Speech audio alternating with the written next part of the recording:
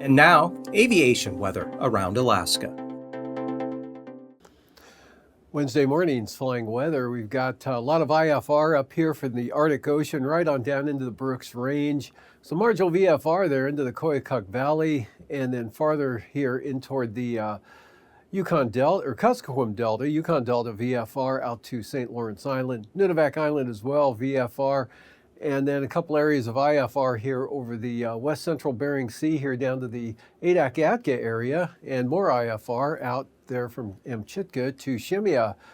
And then here across southern Alaska, areas of IFR mainly over the mountainous terrain here, Alaska Range there, North Gulf Coast, and pretty much VFR over the east side, actually north of the Alaska Range all the way up across the Yukon Flats. And then a pretty good band of IFR here, roughly from just east of Cape St. Elias in across the northern panhandle, and mostly VFR down to the south. And for the afternoon, we've got IFR along the coast of the southeast coast and then inland here about Juneau on up toward Haines, Skagway and those areas. Narrow band of lingering IFR here for the North Gulf Coast and the Western Alaska Range. IFR for the Brooks Range out across the eastern North Slope and Arctic coast. And IFR here from the Bering Strait, St. Lawrence Island, south and southwest, all the way out over the Bering Sea there, and extending eastward here along the Aleutians to about Atka Island, with marginal VFR to Unalaska Island, and good VFR here over the southeast Bering into Togiak Bay and northward all the way up to the western Brooks Range. And then for the afternoon, that area kind of narrows here, but maintains itself down in toward Bristol Bay and the Kuskokwim Valley, up across the Kobuk Valley there, maybe even the Noatak Valley as well, with marginal VFR for the Seward Peninsula. Solid IFR Thursday morning here for the Bering Strait and much of the Bering Sea there into Nunivak Island, on down to the Pribilofs and eastern Aleutians as well.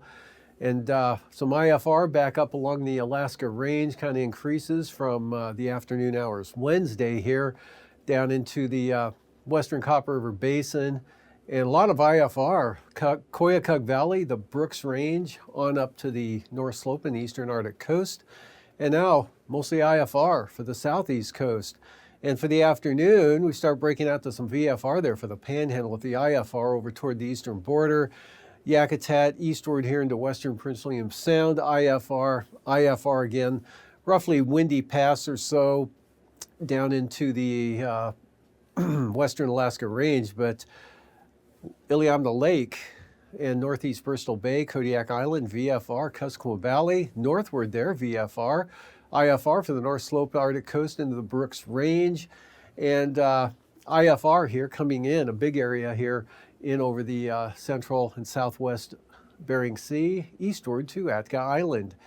And for the passes tomorrow, in the Brooks Range and Atuvik and Anigan, expect IFR for both passes there.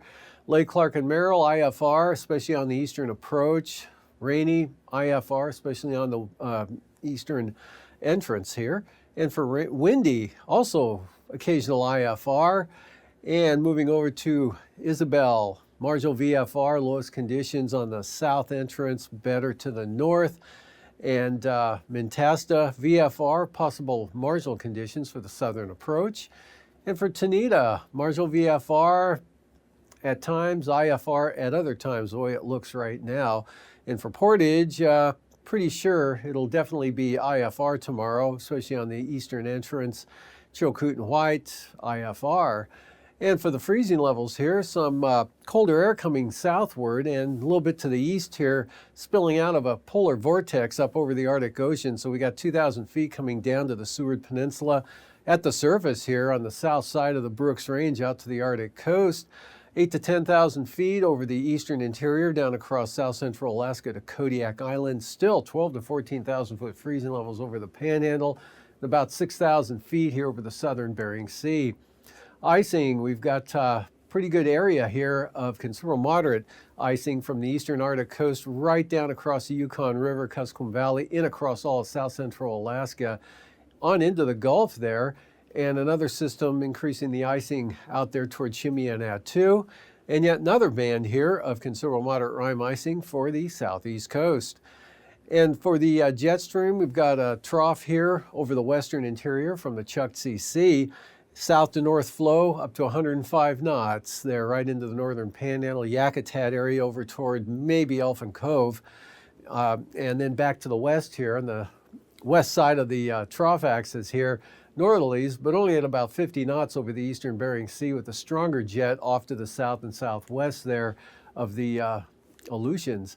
And for the 9,000-foot wind flow chart, same pattern here, trough here over the western interior, northerly flow a little farther east here, up to 40 to 55 knots, strongest over the Alaska Peninsula, and then southerlies 50 to 55 knots blowing into the southeast interior with the strongest winds over the Panhandle.